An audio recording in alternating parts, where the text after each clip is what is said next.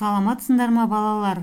Математика сабағын бастаймыз. Сабақтың тақырыбы 10-ға 100-ге көбейту және бөлу. Ғимараттарды неден тұрғызады? Бүгінгі сабақта сен 10-ға 100-ге көбейтуді және бөлуді үйренесің. Есеп 1. Ежелгі және қазіргі уақыттағы ғимараттардың неден тұрғызылғанын білесің бе? Есептеулерді орындап, олардың неден тұрғызылғанын анықта. Бірінші өрнекке назар аударамыз. 27 мен 15-тің қосындысы 42-ге тең. 42 мен 6-ның бөліндісі 7-ге тең. 8 мен 5-тің көбейтіндісі 40-ға тең. 7 мен 40-тың қосындысы 47-ге тең. Олай болса, Хеопс пирамидасы тастан жасалған екен. Келесі өрнекке қараймыз. 82 мен 74-тің айырмасы 8-ге тең. 8 мен 2-ның бөліндісі 4-ге тең. 4 мен 7-ның көбейтіндісі 28-ге тең. 7 мен 4-тің көбейтіндісі 28-ге тең. 28 мен 28-ның қосындысы 56-ға тең. Демек, сендер экраннан орыстың шіркеуін көріп тұрсыңдар. Яғни, бұл шіркеу ағаштан жасалған. Келесі өрнек. 91 мен 83-тің айырмасы 8-ге тең. 8 мен 3-тің көбейтіндісі 24-ге тең. 24 пен 4-тің бөліндісі 6-ға тең. Ахмет Яссауидің кесенесі кірпіштен салынған екен. Сендер экраннан ежелгі орыс шіркеуін, Қожа Ахмет Яссауидің кесенесін және Хеопс пирамидасын көріп тұрсыңдар. Және олардың неден тұрғызылғанын анықтадыңдар. Суретке қарап берілген жазбаларға назар аударамыз. Сендер экраннан бір текшені көріп тұрсыңдар. Бір текшені 10-ға көбейтсек 10 текше болады. Демек 1 мен 10-ның көбейтіндісі 10-ға тең. 10 мен 1-дің көбейтіндісі де 10-ға тең. Көбейткіштердің орны ауысқанымен көбейтіндінің мәні өзгермейді. Экраннан 4 текшені көріп тұрсыңдар. 4 текшені 10-ға көбейтсек 40 текше болады. Демек 4 пен 10-ның көбейтіндісі 40-қа тең. 10 мен 4-тің көбейтіндісі де 40-қа тең. Ал енді осы көбейтуге назар аударамыз. Санды, кез келген санды 10-ға көбейткен кезде, берілген санның оң жағына бір нөлді тіркейміз. Яғни мұнда 4 саны берілген, сол 4 санның оң жағына нөлді тіркейміз. Сол кезде 40 болады. Келесі суретте сендер 10 текшені көріп тұрсыңдар. 10 текшені 10-ға көбейтсек, яғни 10 текшеден 10-ы бар, яғни 100 текше болды.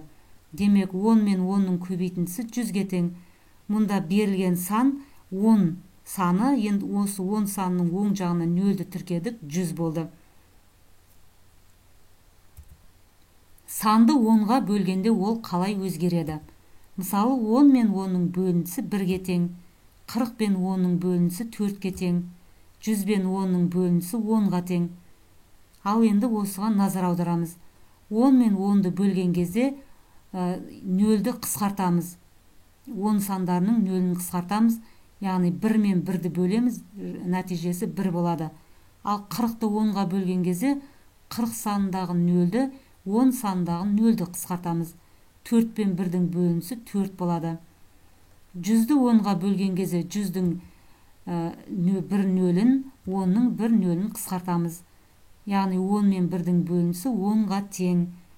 Санды 10-ға бөлгенде берілген санның оң жағынан 1 нөлді алып тастап отырамыз.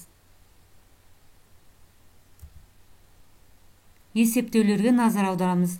10 мен 2-ның көбейтіндісі, яғни 10 санынан 2 бар деген сөз. 10 мен 10-ның қосындысына тең. Ол 20-ға тең.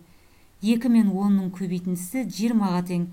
Мұнда 2 саны берілген, 2-ні 10-ға көбейткенде 2-нің оң жағына нөлді тіркедік, 20 болды.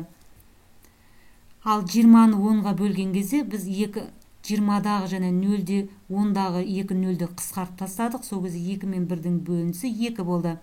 20-ны 2-ге бөлсек, ол 10-ға тең болады. Мұнда біз 2-ні 2-ге бөлеміз, 1, мына нөлді қоямыз, 10 болады. 15 пен 10-ның көбейтіндісі 150-ге тең.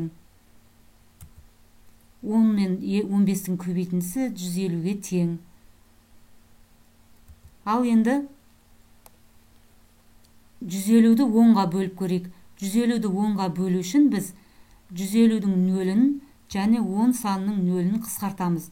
Сонда 15-ті 1-ге бөлсек 15 шығады. 150-ді 15-ге бөліп көреміз. Мұнда бірдей сандар 150-дегі 15 деген сан тұр алдыңғы жағында. Яғни сол 15 пен 15-ті қысқарып тастаймыз. Қысқартқанда 15-ті 15-ге бөлеміз. Сонда 1 болады. Мына қалып қойған 0-ді тіркейміз. Сонда 10 болады. Келесі 23-ті 10-ға көбейтсек 230. Мұнда берілген сан 23. Яғни 23-ті 10-ға көбейткенде біз бір 0-ді тіркедік оң жағына, сонда 230 болды. 10-ды 23-ке көбейтсек те 230 болады. Ал енді келесіге назар аударамыз. 230-ды 10-ға бөлсек, 230-дағы 0 санын және 10 санындағы 0 санын қысқартамыз. Сонда 23-ді 1-ге бөлсек 23 болады. 230-ды 23-ке бөлеміз. Мұнда бірдей сандар 23 пен 23. Екеуін бөлсек 1 болады. Бірдей сандарды бір-біріне бөлсек 1 болады. Сосын қалып қойған 0-ді тіркейміз. Сонда 10 болады екен.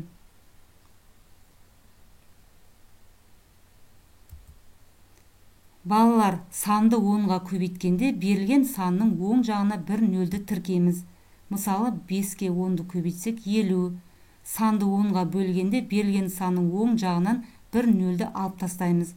Мысалы 20-ны 10-ға бөлсек 2.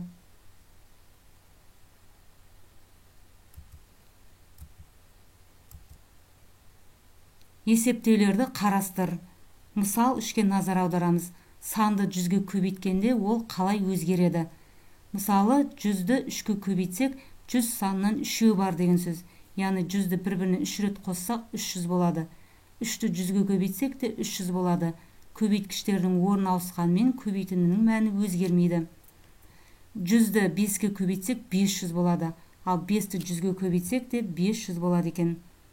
Санды 100-ге бөлгенде ол қалай өзгереді? Мысалы 300-ді 100-ге бөлген кезде 300-ді 100-ге бөлгенде 3 болады. Ал 300-ді 3-ке бөлсек 100 болады. 500-ді 100-ге бөліп көреміз. Мұнда 500-ді 100-ге бөлгенде 500-дің 2 нөлін, 100-дің 2 нөлін қысқартамыз. Сонда 5 болады. Себебі 5-ті 1-ге бөлсек 5. Ал 500-ді 5-ке бөлусін біз 5-ке 5-ті бөлеміз. 1 болады. 5-ке 5-ті бөлсек 1. Сосын қалған 2 нөлді тіркеп қоямыз. 100. Демек 500 бен 5-тің бөліндісі 100-ге тең. Санды 100-ге көбейткенде берілген санның оң жағына 2 нөлді тіркейміз. Мысалы бізде 6 саны берілген, оны 100-ге көбейткенде 6 санның оң жағына 2 нөлді тіркейміз. 6 мен 100-дің көбейтіндісі 600-ге тең. Ал санды 100-ге бөлген кезде берілген санның оң жағынан 2 нөлді алып тастаймыз. Яғни 600-ден 2 нөлді және 100-дегі 2 нөлді алып тастасақ, 6-ны 1-ге бөлсек 6 шығады. Есеп 6.